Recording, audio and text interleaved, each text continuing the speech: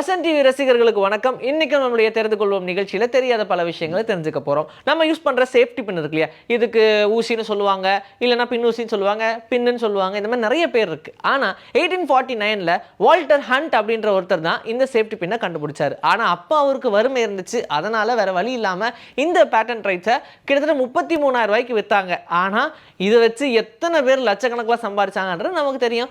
World வைடா இது சின்ன பின்னு தானே அப்படின்னு யோசிக்கிறோம். ஆனா அந்த ஒவ்வொரு பின்னும் ₹1 போட்டாலுமே இந்நேரம் கோடிக்கணக்கில் சம்பாதிச்சவங்கலாம் உண்டு. ஆனால் அப்பயுமே அந்த வால்டர் ஹண்ட் கடைசி காலத்தில் சுத்தமாக காசு இல்லாமல் தான் இறந்து போறான்னு சொல்றாங்க.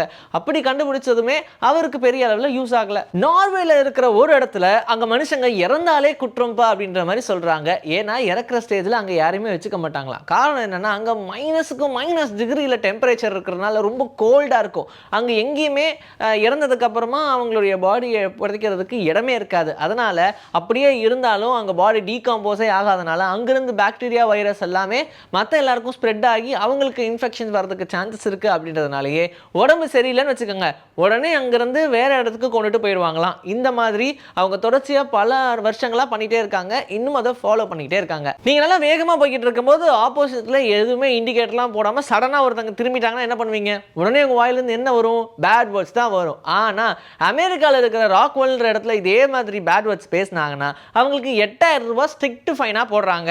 அங்கே இருக்கிற எல்லாருமே இதை ஃபாலோ பண்ணுறதுனால யாரும் பெருசாக பண்ணுறதில்ல. எவ்வளோ டென்ஷனாக போனாலும் ரொம்ப காமாக எங்கே வந்து இடிச்சிங்க அப்படின்னு டீசெண்டாக கேட்டு போயிடுவாங்க. ஏன்னா அங்கே கார் எல்லாமே ஃபுல் இன்சூர்டாக இருக்கும். இருந்தாலும் டெம்பர் தாங்க முடியாமல் யாராவது பரவாயில்லப்பா நான் ஃபைனே கட்டினாலும் பரவாயில்லன்னு பேசினாங்க வச்சுக்கோங்க, அது அவங்க பாடு. ஆனால் புதுசாக போகிறவங்களாம் இருக்காங்க தெரியுமா, அவங்க தான் இந்த மாதிரி நிறைய பிரச்சனைகள்லாம் மாட்டிக்கிறாங்க அப்படின்னு சொல்கிறாங்க. பார்த்துக்கோங்க வெளியே எல்லாரும் எப்படி இருக்காங்கன்னு. நம்ம எல்லாருமே இந்த கலர் சைக்காலஜி அப்படின்னு ஒரு விஷயம் படிச்சிருப்போம். எதுக்கு எந்தெந்த கலர் போடணும் அப்படின்னு. இப்போ உதாரணத்துக்கு நல்ல காரியம் நடந்துச்சுன்னா நம்ம யாருமே பிளாக் போடக்கூடாது அப்படின்னு சொல்லுவாங்க. அதே ஏதாவது ஒரு துயரமான சம்பவம் நடந்துச்சு அப்படின்னா எல்லாருமே ஒயிட் போடணும் அப்படின்னு சொல்லுவாங்க.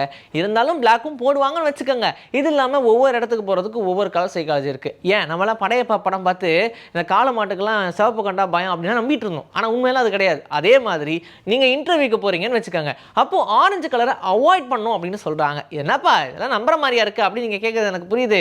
இதே மாதிரி இப்படிலாம் சொல்கிறாங்களேன்னு சொல்லிட்டு இன்டர்வியூக்கு யாரெல்லாம் ஆரஞ்சு கலர் போட்டு போயிருக்காங்களோ அவங்க எல்லாரும் அவாய்ட் ஆயிருக்காங்க. ரொம்ப ரேர் கேஸில் மட்டும்தான் ஓகேன்னு சொல்லி வேலைக்கு எடுத்துருக்காங்களாம். இதனால் ஆரஞ்சு கலர் இன்டர்வியூக்கு கண்டிப்பாக அவாய்ட் பண்ணிட்டு போகணும்னு சொல்கிறாங்க. அது ஏன்னு எனக்கும் புரியல. நீங்கள் லாங் ட்ரைவ் போனீங்கன்னு வச்சுக்கோங்க, தூக்கம் வந்துச்சுன்னா உடனே காரை ஓரம் கட்டி கார்லேயே தூங்கிடுவீங்க. ஏசி போடுவீங்க, இல்லை திறந்து விட்டு தூங்குவீங்க, அது உங்கள் இஷ்டம். ஆனால் ஆஸ்திரேலியாவில் இந்த விஷயத்தை நீங்கள் பண்ணவே முடியாது. அங்கே காருக்குள்ளே நீங்கள் தூங்குனீங்கன்னா அது சட்டப்படி குற்றம்னு சொல்கிறாங்க. ஆஸ்திரேலியாலேயே இதை பண்ணுறாங்க அப்படின்ற மாதிரி நானும் யோசித்தேன்.